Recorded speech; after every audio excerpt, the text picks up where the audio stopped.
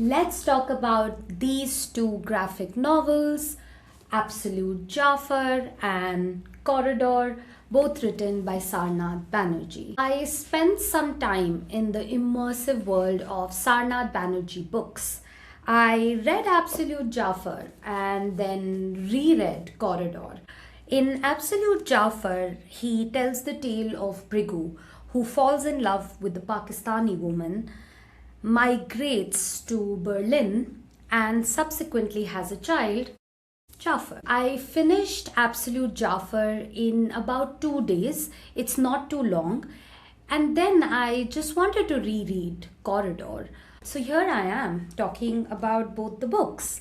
Both Corridor and Absolute Jafar follow a similar style of telling the tale. Sarnath will introduce a character, share some anecdotes, and then move to another event or character and suddenly make a hat tip to an earlier character. I am not a literature student, so I don't know if this style of storytelling has a name, but I can tell you that it makes for a very interesting read. But also, if you're not reading this in one sitting, you will find yourself going back over and over to understand the context. Both the books are basically around the main character, Brigu, who is obviously based on his own life, Sarnath's own life, who just walks around like ever he walks around. He calls himself Bechen, and then on his walks he meets people and forms his own set of experiences. He does make a very compelling case for going out more often without any reason and just going out and simply observing.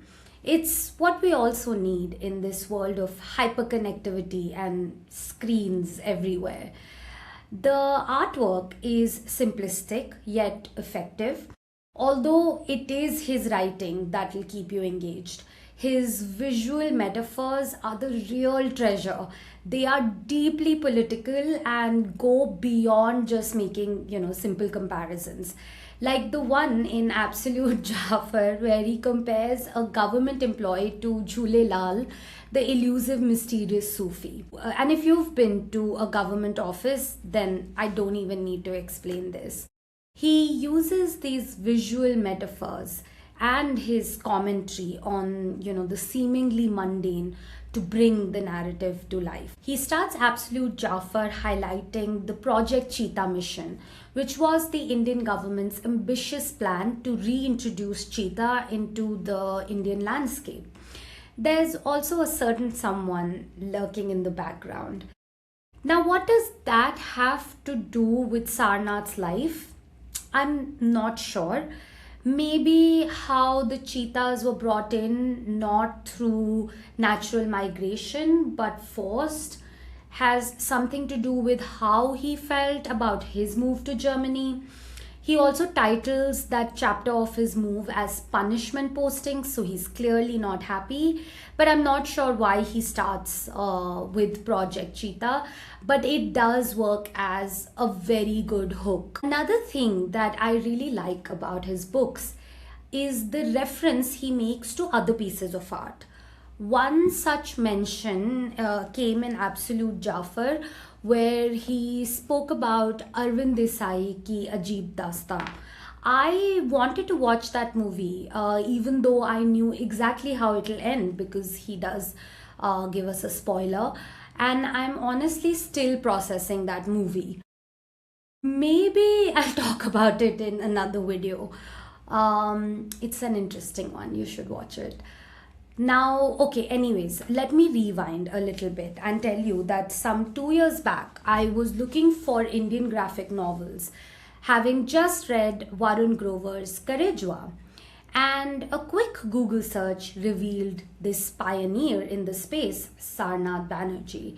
His novel Corridor caught my eye, although All Quiet in Vikaspuri also looked promising, and it is on my to read list. What struck me then and still does is how he captures the essence of Delhi without caricaturizing the people. I suppose this is the difference when you truly observe to understand, and you have that keen eye to, criticize, but you also give it its regard.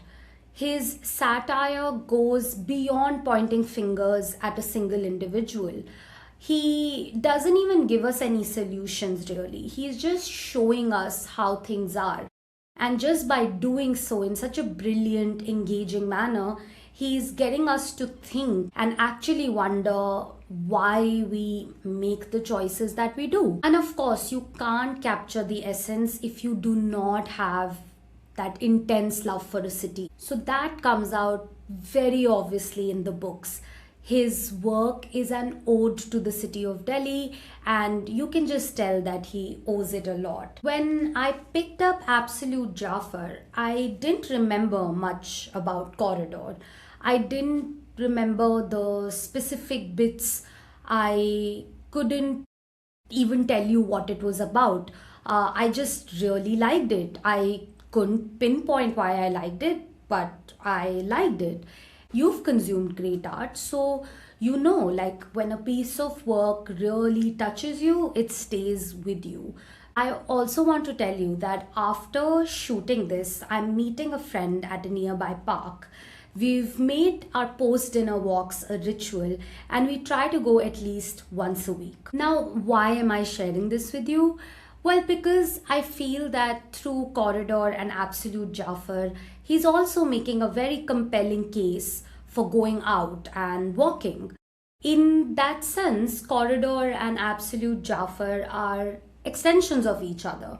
And maybe, all his books can be strung together and called Brigu Goes on a Long, Long Walk. I don't know, something like that, maybe.